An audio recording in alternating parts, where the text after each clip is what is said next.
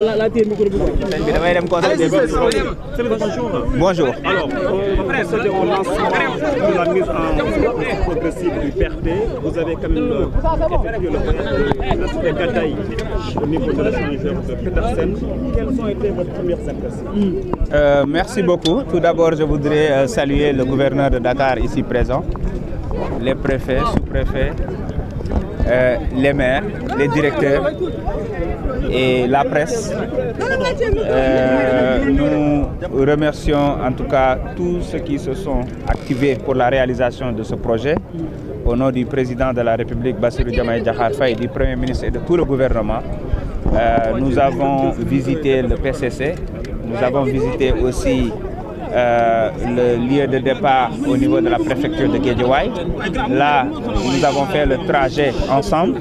Et là, nous sommes en tout cas au niveau de Papa Gueye Fall. Ce que nous pouvons dire, c'est que le projet de BRT, en tout cas, a connu une réussite dans sa réalisation, dans le montage financier de façon globale. Nous en remercions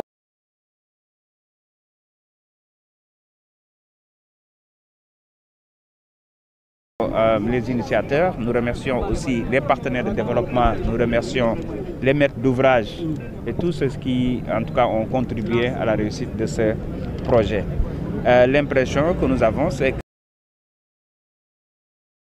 que nous nous sommes dotés d'un mode de transport moderne, écolo, c'est important, et il y a la qualité de service aussi. Il y a des jeunes qui travaillent et nous avons aussi agréablement surpris de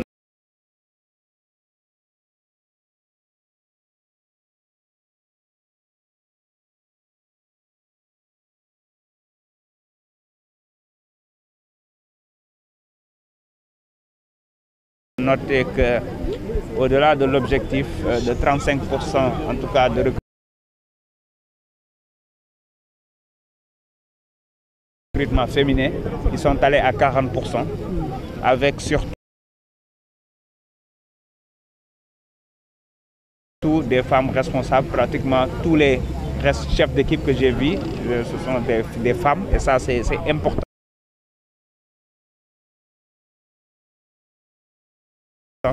Et nous espérons que ça va aller même jusqu'à 60-40 inversé.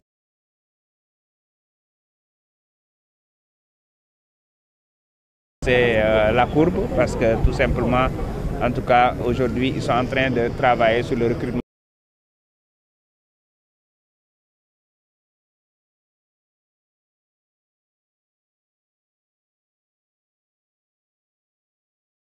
Aussi des conductrices, ça c'est important. Comment vous appréciez le trajet?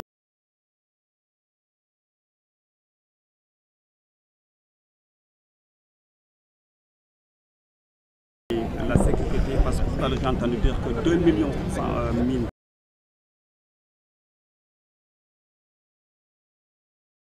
de kilomètres ont été parcourus. Oui, ça montre juste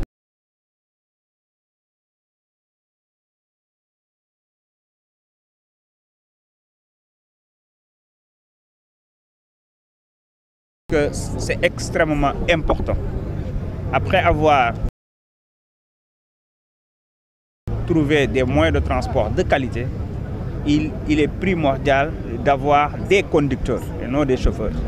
Des conducteurs bien formés. En plus du permis D, ils ont été formés sur la conduite de façon globale, la pratique et la conduite défensive. Parce que c'est de ça dont il s'agit. On va toujours être confronté à des obstacles, mais notre réaction, nos réflexes, c'est des choses qu'on nous enseigne. Il s'agit de la conduite défensive. Donc c'est important. Et d'ailleurs, j'en profite pour dire que actuellement, dans la batterie de mesures que nous sommes en train de concocter, il y a une très bonne place sur le chauffeur professionnel, le conducteur professionnel. Il ne suffit plus d'avoir un permis pour conduire un moyen de transport tel qu'un bus, entre autres. Mais il faut ce qu'on appelle un chauffeur professionnel parce que c'est possible. Nous l'avons expérimenté dans le secteur privé.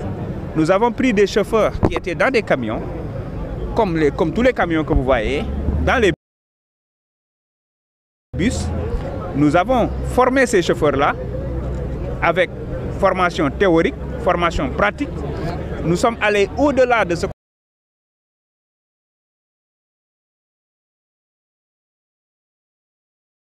qu'on a l'habitude de voir dans la visite médicale, à savoir regarder juste si les yeux fonctionnent bien, mais on regarde aussi la santé du conducteur.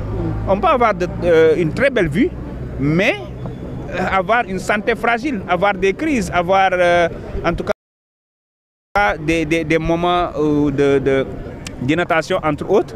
Et ça peut être aussi facteur d'accident entre autres. Donc c'est extrêmement important d'investir sur l'humain. La formation, encore une fois, il n'y a pas de secret.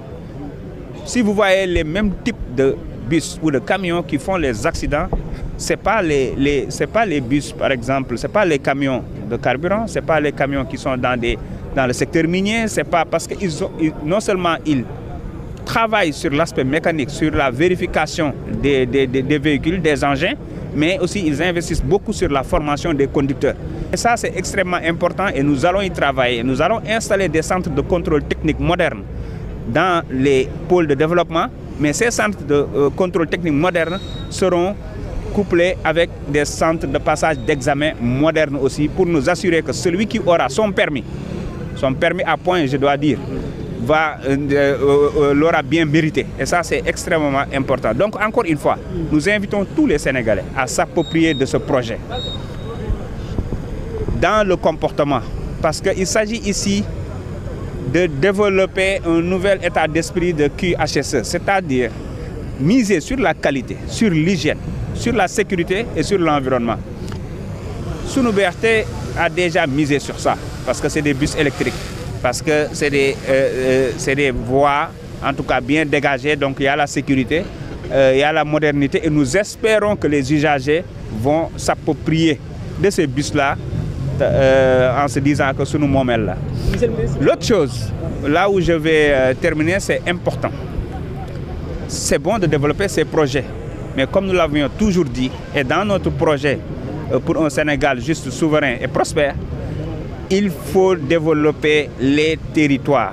On parle des territoires du développement. Les pôles de développement, avec toutes les commodités, avec toutes les activités, permettront à tout ce beau monde qui est là, dans la promiscuité totale à Dakar, de retourner chez eux, de travailler chez eux, d'avoir toutes les commodités chez eux. Et Dakar va beaucoup respirer. On ne sera plus dans des projets conjoncturels, mais on sera dans des projets structurels, comme le BRT bien sûr. Et il y a d'autres qui vont venir avec 14 lignes, plus de 1000 bus à gaz, entre autres. Et ça, c'est extrêmement important que nous tous, nous travaillons dans ce sens. Monsieur le ministre, par rapport aux tarifs, est-ce que les Sénégalais peuvent attendre à des réductions? Bon, comme vous savez aussi, vous avez fait le trajet avec moi. Vous savez que 400 francs et 500 francs, ce sont des tarifs raisonnables quand même. Et ça a été bien négocié par l'État du Sénégal à travers CETUD pour mettre un tarif, en tout cas, raisonnable. Maintenant, on est en mise en service progressive. Peut-être les Sénégalais vont se dire que ce projet est tellement important qu'il faut augmenter le projet et en développer d'autres, augmenter les tarifs et en développer d'autres. Peut-être aussi, nous allons nous rendre compte que peut-être c'est un peu cher et qu'il faut revoir. Mais de toute façon, ça, c'est l'affaire des spécialistes. Le plus important, c'est que je pense que ça, c'est une grande première hein, dans l'Afrique, je peux dire. Et ça doit permettre, au lieu de penser que les gens doivent quitter juste la banlieue pour venir à Dakar, ça ne doit plus être un one-way. On doit développer des activités, aménager des zones, mettre toutes les commodités en banlieue pour que les gens puissent quitter Dakar et aller en banlieue pour régler là-bas leur truc. Ça doit être dans les deux sens aujourd'hui parce que pour nous, c'est de ça dont il s'agit. C'est la décentralisation, que ce soit sur le plan régional, que ce soit sur le plan national.